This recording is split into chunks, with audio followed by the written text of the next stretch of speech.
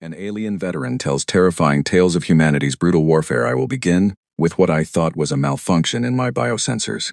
My name is Vreth Khan Solis. I served 4 decades in the Galactic Oversight Corps before my body finally gave me permission to stop. I have observed 41 armed conflicts across 9 star systems.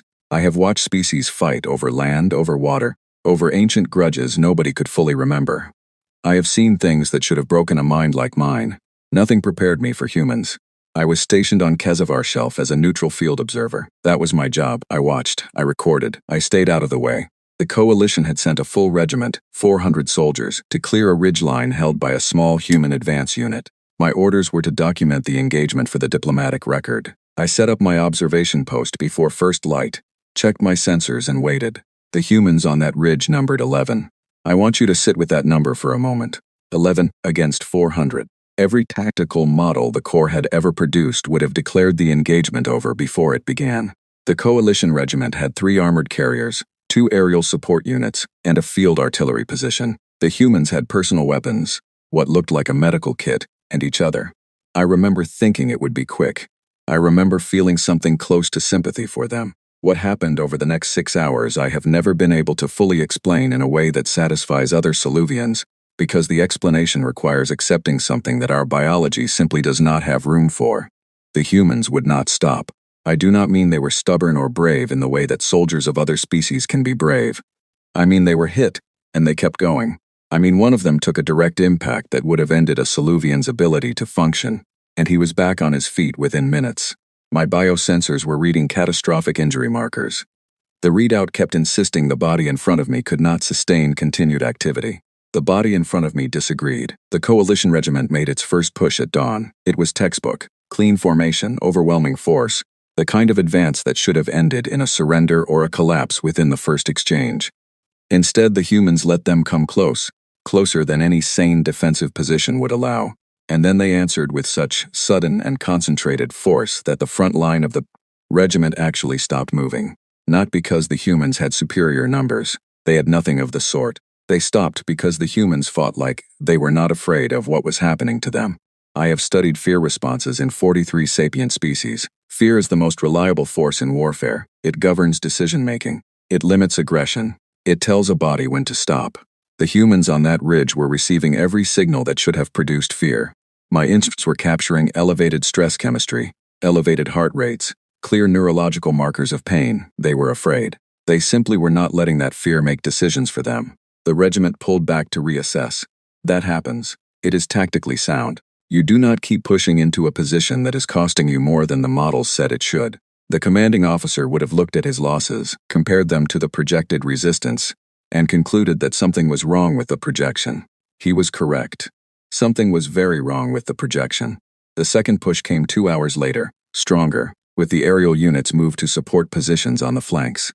It was a good response to what the commander had seen. It would have worked against any other unit in any engagement I had previously documented. One of the humans, a tall one with a wrapped injury on his left arm that my sensors said was serious, left the defensive position entirely and moved laterally along the ridge, alone, while his unit was engaged in the second push. I tracked him on my secondary sensor array because I could not understand what he was doing. He was moving toward the aerial support units, on foot, exposed. I watched him take down the first aerial unit with a shoulder-mounted device I had not seen deployed in any prior engagement. Then he moved toward the second one. He was injured. He was alone. He was going toward the greater threat rather than away from it.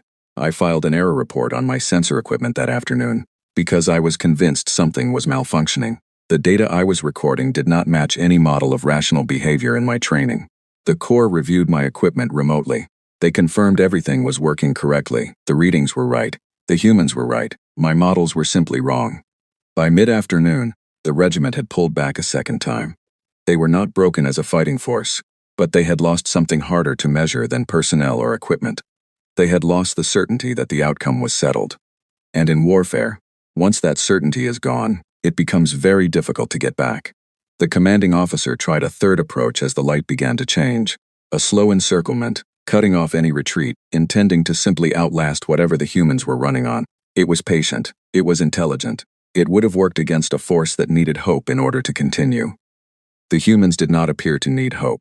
They appeared to need only each other. What broke the encirclement was not a brilliant counter-maneuver. It was simply the fact that the humans in the center of it kept fighting with the same intensity they had shown at dawn. For hours, without any apparent reduction in effectiveness. There was no moment of exhaustion. There was no visible despair. They just kept going, and eventually the regiment's outer perimeter began to feel the psychological weight of that, and the outer perimeter began to move in ways it was not supposed to. By the time darkness came, the regiment had lost formation. The 11 humans walked out. I do not mean they escaped through a gap. I mean they gathered themselves, checked on one another, and walked off the ridgeline in good order, carrying their equipment. 2 of them were supporting a third between them. They moved with the calm efficiency of people finishing a difficult task, not people who had just survived something that should have been impossible. I sat in my observation post for a long time after they were gone. I had documented 41 conflicts. I had seen courage and desperation and sacrifice, and all the things that sapient species do when they are pushed to the edge. But I had never seen anything like the quiet, stubborn refusal those 11 displayed. It was not dramatic. It was not loud. It was simply relentless, in a way that I did not have a word for in my own language. When I returned to base and submitted my report, my superior flagged it for sensor review. He said the casualty ratios I had logged were inconsistent with a believable engagement. He said, perhaps my instruments had been affected by the field conditions. I told him the instruments were fine. He marked the report as pending verification and moved on to other business. I did not sleep well for a long time after HFY Shelf. Not because the engagement had been violent, though it had been. I had seen violence before. I did not sleep well because every time I closed my eyes I kept returning to the same question, turning it over and over without finding an answer. What kind of species produces soldiers who fight like that? I would spend the next several years learning the answer to that question. I want to tell you now that the answer did not make me feel better. The answer, in fact, made everything considerably more complicated.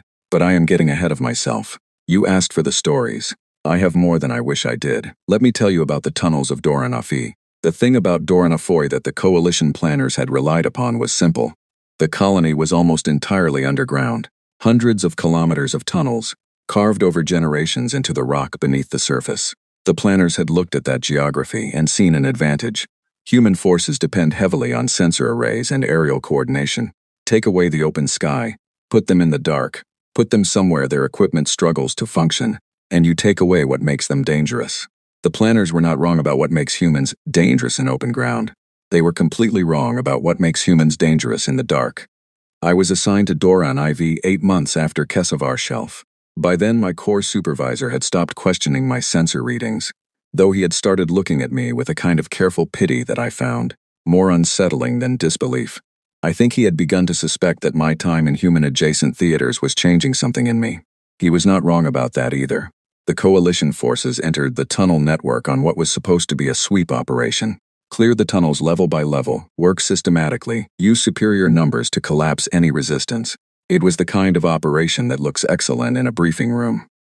The humans who had been stationed in those tunnels had spent 3 months in them before the coalition arrived. 3 months living and working underground, in the dark, learning every branch and junction and hollow space in that entire network. The coalition planners knew this. They considered it acceptable. 3 months in darkness was, by every model they had, a significant psychological hardship. The humans inside would be diminished, exhausted, eager for it to be over. I was in the observation corridor on level 2 when the first coalition unit made contact with the human defenders.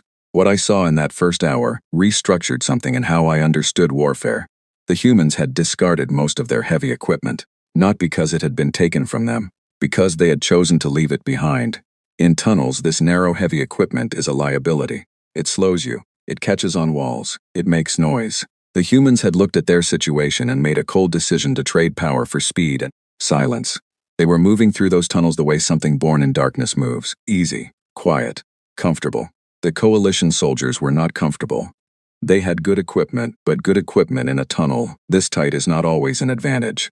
Their formation lighting was too bright, which meant they could see clearly in one direction and be completely blinded from any other. Their coordination systems were struggling with the rock interference. They were fighting in someone else's home, and they knew it, and that knowledge was sitting on their shoulders every step they took. The first exchange was brief and confusing. The coalition unit reported contact and then lost the ability to specify where the contact was coming from. By the time their reports came in, the humans had already moved. That was how the next 6 weeks went. I tracked 11 separate human units across 4 tunnel levels during the Doran IV operation. What I documented across those weeks is still, even now, difficult for me to describe to someone who was not there. Not because of the scale of it. The scale was actually quite small compared to many engagements I had observed. What was difficult was the texture of it, the specific details that kept adding up to something I could not fit into any category I had for warfare. The humans left things in the tunnels, not equipment, not traps, though there were those too. They left personal objects. I found a small drawing fixed to a tunnel wall with adhesive, about 40 meters past a junction that had seen heavy contact. It was a picture of what I later identified as a dog, a domestic animal humans keep as companions. Below it, someone had written a name in human script. The drawing had been there long enough that the edges had started to curl. Someone had stopped in the middle of a combat operation, in a hostile tunnel, and put up a picture of their dog. I documented it and moved on, but I kept thinking about it. I kept asking myself what it meant about the mind that had done it. Not the tactical mind, not the survival mind, the other mind. The one that needed that picture on the wall even when everything around it was danger and darkness. The central account from Doran IV, the one I have thought about more than any other, concerns a soldier whose name in the Corps records is listed only as a case file number. Though I later learned his name was Calvin. He was separated from his unit during a structural collapse on level 3, caused by coalition attempts to seal off tunnel sections. The collapse did not injure him seriously, but it cut him off completely. His communication equipment was damaged. He was alone in a section of tunnel with no reliable map, limited supplies, and no way to know if his unit was still alive. He was in that condition for 9 days. I know this because of what he left behind. When coalition forces finally cleared that section of tunnel 6 weeks after the operation ended, they found the walls of the passages Calvin had moved through covered in scratched markings, not random markings, maps. He had been moving through the tunnel system and mapping it as he went, scratching diagrams and directions and notations into the rock surface with whatever he had available. The maps were accurate. I had them cross-referenced against the actual tunnel geometry later. He had been navigating in near darkness, by memory and physical feel, and producing maps that were accurate enough to navigate by. But that is not the part that affected me. The part that affected me is that he had added notes to the maps. Not just Urshan's notes, observations. On one wall, next to a carefully scratched junction diagram, he had written something that translated roughly as, "If you find this and I did not make it out, tell my brother I was thinking about him. Tell him the fishing trip is still happening when this is done." He was alone, in the dark, producing a navigational resource for people who might find it after he was gone.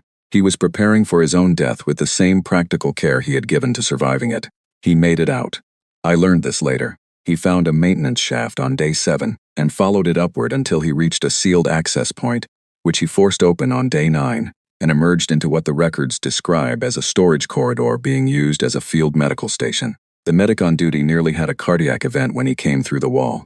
Calvin was treated, rested for approximately 14 hours, and then returned to active duty in the tunnel network. I read his service record years afterward. There was no extended psychological assessment following the 9 days. There was a medical check, a nutrition review, and a notation that he had reported himself fit for duty. The notation was filed by the same medic who had been so startled by his emergence from the wall. The medic's handwriting in the file is, I am told by a human archivist who helped me review the records, unusually shaky. The coalition operation on Doran IV was eventually abandoned. Not because the humans defeated the invading force in open battle. They did not. The coalition retained control of the surface and the upper levels throughout. What the coalition lost was the will to keep going down. After 6 weeks of tunnel operations, with no clear progress against an enemy that seemed to grow more capable the deeper into the dark they went, the commanding general made the decision to withdraw to a defensive surface posture and request a diplomatic solution. I submitted my observation report from Doran IV the same week. My supervisor read it, called me into his office, and asked me if I was all right. I told him I was fine. He looked at me for a long moment and then told me to take some personal leave. I did not take personal leave. I requested reassignment to the next human-adjacent theater, because by then I had started to understand that I was not going to be able to stop thinking about these people until I understood them better. And I had started to suspect, with a feeling I could not yet name, that understanding them better was not going to make things easier. Before I move on, I want to tell you one more thing about Doran IV, something that is not in my official report because I did not include it. I did not include it because I was not sure my supervisor would know what to do with it. and I was not entirely sure I did either.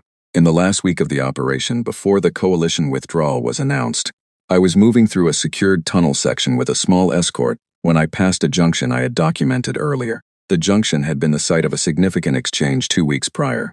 The walls showed the marks of it clearly. Someone had painted over those marks, not hidden them, painted over them, on the section of wall that faced the direction the humans would have been coming from. The paint was rough and clearly done quickly, but the image was recognizable. It was the same dog from the drawing I had found weeks earlier. Someone had come back after the fighting and put the dog back on the wall. I do not know who did it. I do not know when or why or what it meant to them.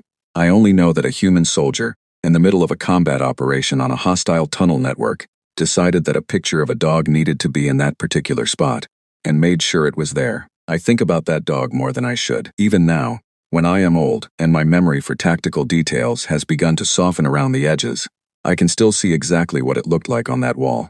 Simple lines, the ears a little uneven, one paw slightly too large.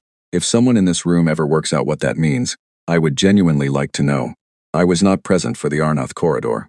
I want to make that clear before I describe it, because what I am about to tell you I reconstructed from battlefield recordings, survivor testimony, and a classified after-action report I was given access to 11 years after the event as part of a historical documentation project. I was not there, and I think if I had been there, I would not have retired when I did. I think I would have resigned immediately.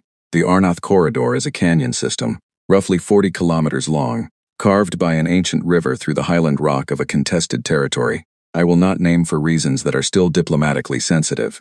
The walls are high and close. The floor is broken and uneven. There is one primary route through, and perhaps a dozen secondary passages that branch off and mostly dead end. It is exactly the kind of terrain that forces a narrow formation on anyone who enters it. The coalition forces that entered the Arnoth corridor were in pursuit. That is important. They were pursuing. For 6 days prior to the corridor engagement, coalition armored units had been pushing a human force steadily backward across open ground. The humans had been retreating consistently, fighting at each fallback position but not holding any of them, giving up territory in a way that looked, to every tactical analyst watching the engagement, like a force that was struggling to hold itself together. The coalition commander on the ground was an officer named Drev Nok. I mention him specifically because his testimony was part of the material I reviewed, and because I think he deserves to be named as someone who was doing exactly what the evidence in front of him told him to do. He was not careless. He was not arrogant. He was reading the situation correctly, with the information he had, and making the right decisions based on that information. The information he had was false. Every kilometer of ground the humans gave up during those 6 days was ground they had surveyed. Every fallback position they held briefly and then abandoned was a position that had been chosen to look like a desperate last stand, rather than a calculated stop. The 2 human officers commanding the withdrawal, a man named Patrick and a woman named Claire, had planned a retreat that was not a retreat. They had designed a performance of losing for an audience of coalition tactical analysts, and they had executed it over 6 days with enough authenticity that no one watching had questioned it. Patrick and Claire needed the coalition to believe they were winning. They needed Drev Nok to feel the momentum, to feel the pressure building, to feel that the enemy was close to breaking. They needed him to pursue. He pursued. The first coalition units entered the Arnoth corridor on the morning of the 7th day. The humans they were chasing had entered it an hour before them. The formation was tight, as the terrain demanded, and moving with the energy of a force that expects to finish something. The analyst reports from that morning describe the command mood as confident. The word used in one report is eager. I have read that word in that context many times. It never gets easier. The humans the coalition was chasing reached the halfway point of the corridor and stopped retreating. They turned and they held a defensive position across the floor of the canyon with a completeness that should have been impossible for a force their size. The coalition front units met that defense and slowed, and then stopped and then began to push, and found that pushing was harder than it should have been. While the front was engaged, the sides of the canyon began to matter. The human forces that had been waiting in the secondary passages, some of them for 4 days, began to emerge. I want you to understand the planning that required 4 days. Soldiers sitting in narrow canyon branches in complete silence, with minimal supplies, waiting for 6 days of false retreat to work, waiting for the corridor to fill. They had gone in before the retreat even began, slipping into their positions in the dark before anyone was looking, then disappearing from every sensor reading under layers of rock and carefully, managed emissions discipline. They were not reserves. They were the trap. They had been the trap from the beginning. The coalition column could not move backward quickly. The terrain would not allow it. The tight formation that had been an asset on pursuit became a liability the moment the walls came alive.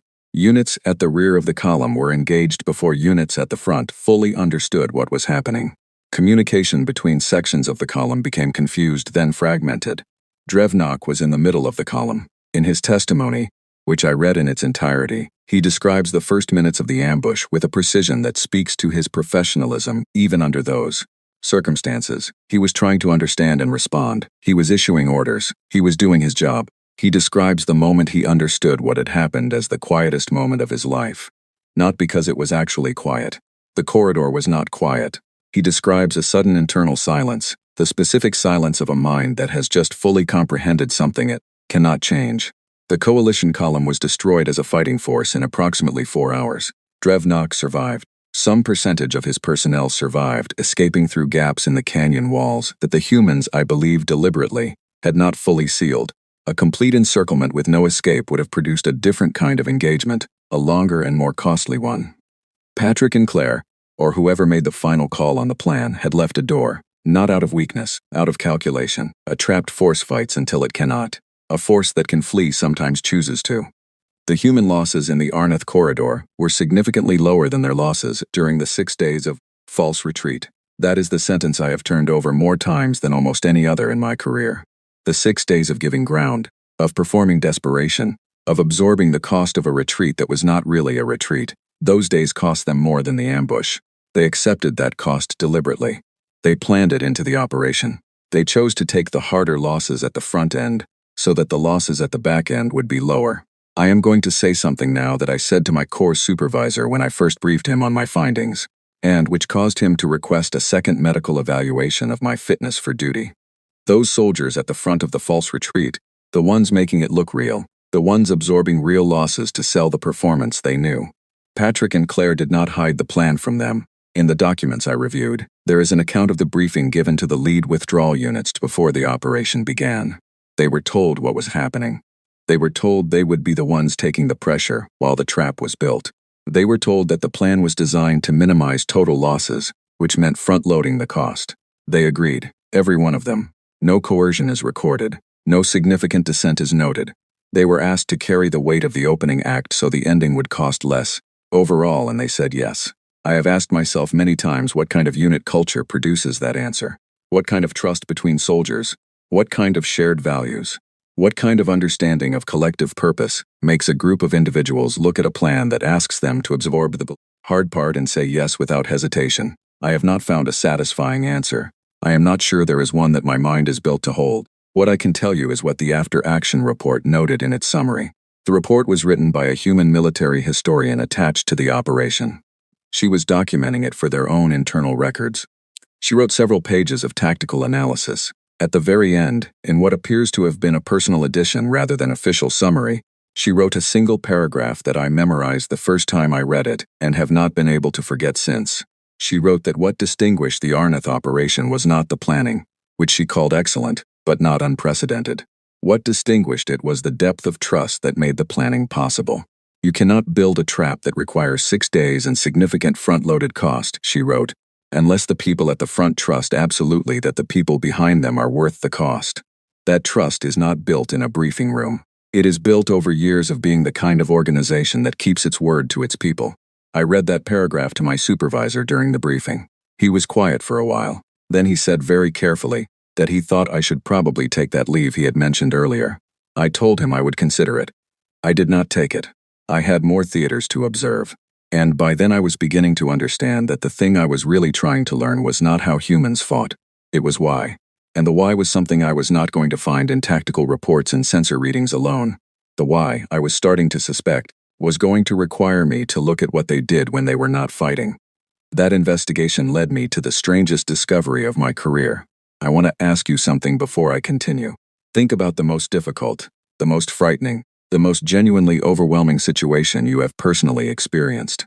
Think about what your mind did in that situation, what your instincts reached for, whether you went quiet or loud, whether you needed distraction or focus or the sound of a familiar voice. Now imagine that in the middle of that situation, someone near you started to sing. I do not mean humming to manage anxiety. I mean singing. A real song, with words, performed with genuine investment, at reasonable volume, in the middle of conditions that every instinct in your body should be telling you are not appropriate for music. What would you think of that person? I will tell you what I thought. When I first accessed the intercepted communication files from the Doranafi Theater, the long-range recordings that Coalition Signal Intelligence had gathered from human command channels during the tunnel operation, I thought there had been a filing error. I was sitting in a records room at a regional base reviewing hundreds of hours of captured audio, and I kept encountering musical recordings mixed in with what I expected to be tactical communications, supply requests, and command discussions. I flagged it for the archivist. She checked the file index and confirmed there was no error. The musical content was part of the human communication record. They had been transmitting it themselves between units as routine traffic. I went back through the files more carefully after that. What I found across approximately 300 hours of captured human communication from Doranafi, supplemented later by similar records from 4 other theaters I reviewed as part of the historical project, was something that I genuinely did not have a category for in my understanding of warfare. The humans made things. I do not mean they built fortifications or maintained equipment. I mean they produced creative work, under sustained operational pressure, in conditions that my training told me should suppress all higher cognitive functions to focus purely on survival responses. They wrote songs and drew pictures, and told what and made jokes, and passed all of it to each other, through whatever communication channel was available. One unit on level 4 at Doran IV, a logistics team of 8 people that had been cut off from the main force for 11 days during the heaviest period of the tunnel operation, collectively wrote and performed a theatrical piece. I have the recording. It runs to approximately 40 minutes. It is a comedy about a group of soldiers who are trying to organize a formal dinner in a tunnel with no food, no chairs, no light, and an increasingly absurd series of obstacles. The acting is energetic. The writing is sharp. 2 of the performers are clearly enjoying themselves enormously. I will not read it to you. I have my reasons for that, which I will explain in a moment. What I want to convey is the scientific and tactical significance of what that recording represents. Every model the Corps had of cognitive function under sustained stress showed a consistent pattern across all species we had studied. Creative output falls. The mind narrows its focus to immediate survival requirements. Art, humor, and complex social expression are energy expenditures that a stressed mind should, according to every model, defer or eliminate. The humans were not following the model. In fact, what I found when I started organizing the data more systematically was that the direction was reversed. The most creative material I encountered, the most complex songs, the most carefully constructed jokes, the most elaborate shared stories, came from units under the heaviest and most sustained pressure. Not the units having an easy time. The units having the hardest time. A soldier named Owen, whose file I reviewed later, was embedded with a forward observation team that spent 22 days in a contested tunnel section at Doran. During those 22 days, he wrote 17 songs. 17, not fragments. Complete compositions with verses and repeated sections, some of them quite long. He had no instrument. He sang them quietly to his unit mates during rest periods, and transmitted rough recordings to adjacent units when the channels were open. I listened to all 17. It took me the better part of an evening. I will tell you what they were about, because the content matters. They were about his home, about the city he grew up in, about a specific street in that city where there was a bakery that opened very early in the morning and the smell of it carried for half a block, about his older sister, who had apparently made it her life's work to argue with him about everything, and who he described in one song with a level of detailed affection that I found unexpectedly and without warning, quite moving. The songs were not about fighting. They were not about survival.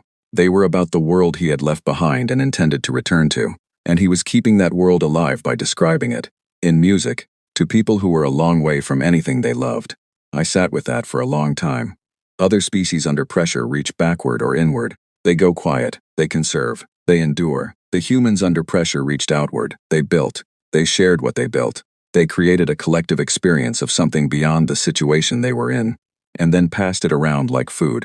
I thought about this for months after I first encountered it, and I eventually came to a conclusion that I want to share with you carefully, because it is not a tactical observation. It is closer to something philosophical. A species that responds to extreme pressure by creating shared meaning is a species that cannot be broken the same way other species break. You can exhaust other species.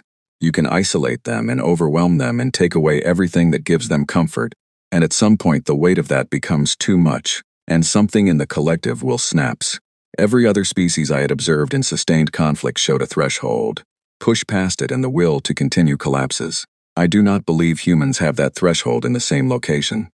Because the mechanism that other species rely on to survive extreme pressure, the internal reserves, the private coping, the individual endurance, is not the only mechanism humans use. They have an additional one. They make something and give it to the person next to them. And that act, that small act of creation and sharing, seems to do something to the collective that I cannot fully quantify but that I watched work, repeatedly, in recorded condition after recorded condition. The humans in Owen's unit came out of those 22 days in significantly better psychological condition than every model predicted. The after-action psychological assessments noted this as anomalous. The assessors flagged it for follow-up study. One of them wrote in the margin of the file, in handwriting that someone had later translated for the archive record, that the unit had apparently been singing a lot. The word apparently was underlined. I think the assessor was not sure whether to find this reassuring or strange. I want to return to the theatrical piece from the logistics unit, the comedy about the dinner in the tunnel. I said I would explain why I will not read it to you. I tried to read it aloud once.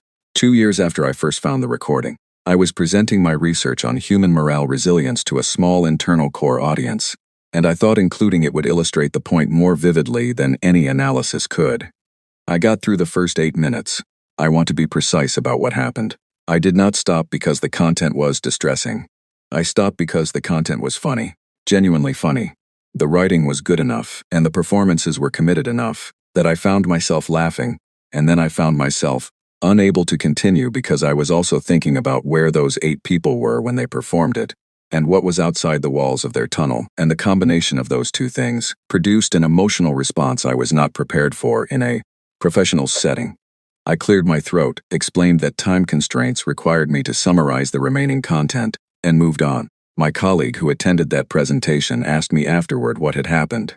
I told her I had lost my place. She gave me the same look my supervisor had given me years before, the careful, pitying look of someone who has noticed that a person is not entirely all right, but does not know what to do with that observation. The 8 people from the logistics unit all survived Doron Forv. I confirmed this through the historical archive. They mustered out at different times over the following years. I have no information about where they are now, or whether they are still alive. They are, if they are human, quite old by this point. I hope they had a good dinner eventually, a real one, with chairs and light. I hope the person who played the increasingly exasperated dining coordinator, whose comic timing in the recording is, I will say without reservation, genuinely impressive, had many occasions to make people laugh in the years that followed. I think about that recording more than is probably healthy for an old Corps veteran who is supposed to have made peace with his career by now. I think about Owen's songs. I think about the dog on the wall. A species that sings in the dark is a species that carries something inside it that hardship cannot reach. I do not know what you call that thing in your own language. In mine, the closest word I have translates roughly as the fire that does not need wood. I think that is what humans have. I think they carry it into every dark place they go. I do not think it can be taken from them. I think anyone who tries to take it from them is going to learn that lesson the hard way. I had not planned to tell you this last part. When I agreed to speak at this seminar, I prepared 4 accounts: the Kesavar Shelf, the Dorana 4 tunnels, the Arnath corridor, the communication files, and what the humans made in the dark. 4 accounts, each one chosen because it illustrated something specific about human capability that I believed would be useful for the soldiers in this room to understand. I did not plan to tell you what I am about to tell you because I have not told it to anyone, not my supervisor, not my colleagues in the historical project, not the Corps medical officer who evaluated me after my retirement, not even my family. It is not in any official record. It exists only in my memory, and since my memory is getting less reliable with each passing year, I have decided that if I am going to tell it to anyone, I should do it now, while I can still be certain I am telling it accurately.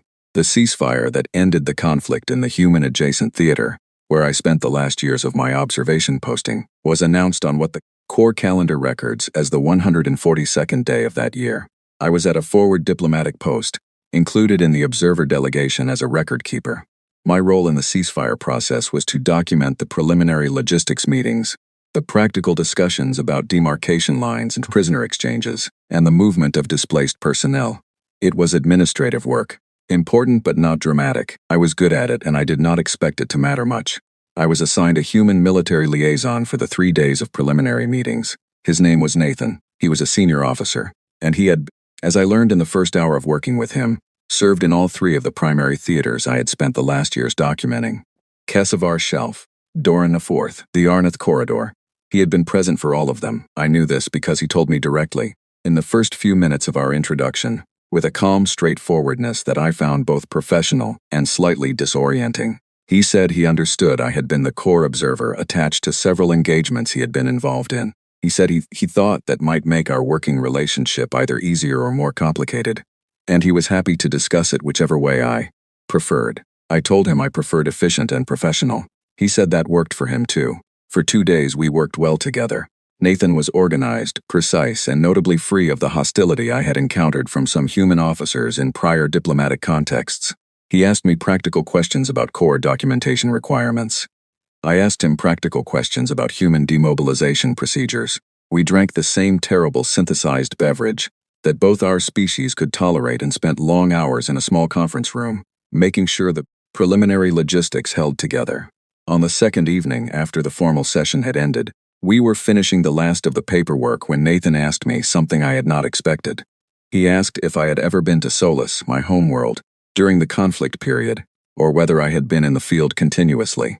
I told him I had been in the field for most of the preceding 4 years, with only brief returns to regional bases.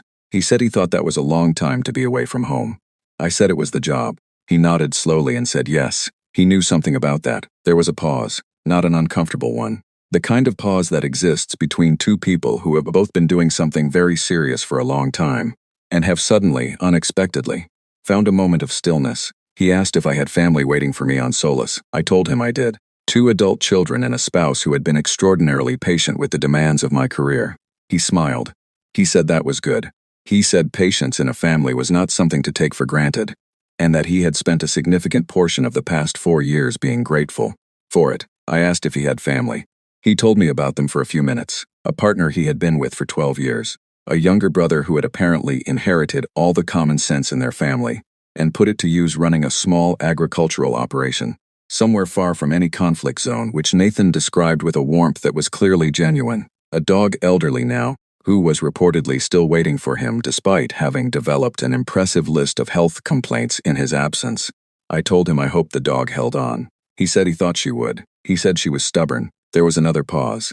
Then Nathan said, without any particular change in tone, as if he were continuing a logistical discussion, "I know who you are." I looked at him. He said he did not mean it as a threat or as an accusation. He said he meant that he had known, from the moment my name appeared on the liaison assignment, that I was the core observer who had been posted at Doran IV. I asked him how he knew that. He said that on day 7 of the time he spent in the tunnels of Doran IV, separated from his unit, navigating in near darkness through a section of the network that had been destabilized by coalition sealing operations, he had found a maintenance shaft and followed it. The shaft ended at a sealed access point in what appeared, from the sounds on the other side, to be an occupied space. He had pressed himself against the wall next to that access point and listened. Through the material of the wall, he had heard 2 voices. One was clearly mechanical, a translation relay of some kind. The other was a Soluvian vocal pattern. He had recognized it because he had been briefed extensively on Soluvian physiological characteristics before deployment, and the distinctive resonance of a Soluvian voice is not easily mistaken. He had understood immediately that what he was hearing was a Corb observer station. He said he had stayed there for a long time, listening, understanding that there was a door in front of him that he could potentially open. That on the other side of it was a non-combatant, someone who had no part in the conflict, someone who, by every rule of the engagement and every agreement his side had signed, was protected. He had listened for approximately 40 minutes. Then he had moved on, going further through the shaft until he found the access point that eventually led him to the medical corridor. He looked at me across the small table covered in logistics paperwork. He said, "I want you to know that I knew you were there, and I decided that it mattered that you were an observer, not a combatant. I decided that the difference was important, and I was not going to be the one who made it stop being important." I sat with that for a moment. I want to describe as accurately as I can what happened inside my mind during those few seconds of silence. I had spent years documenting human warfare, I had watched them fight in ways that defied every model I had for sapient behavior.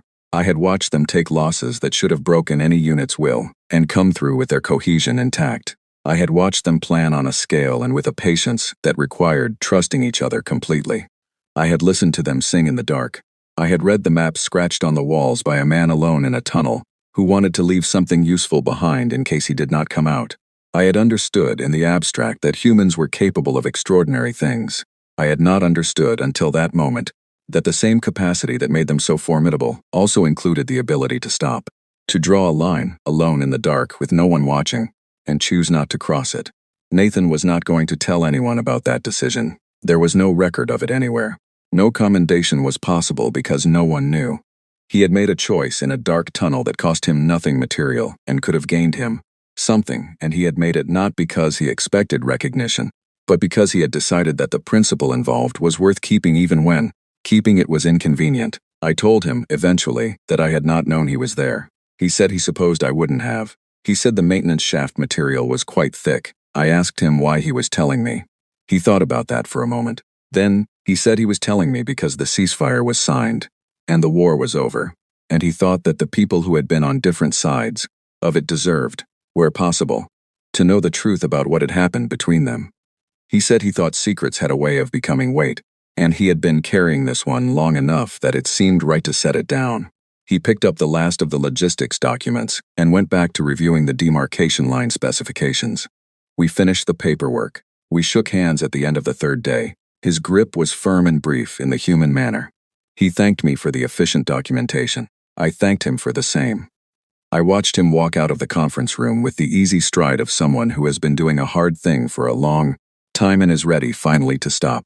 I stood there for quite a while after he left. I have been asked in the years since to summarize my conclusions about human warfare, to distill what I observed into something useful, something that the Corps and the Coalition and the broader galactic community could take away and apply. I have given talks. I have written reports.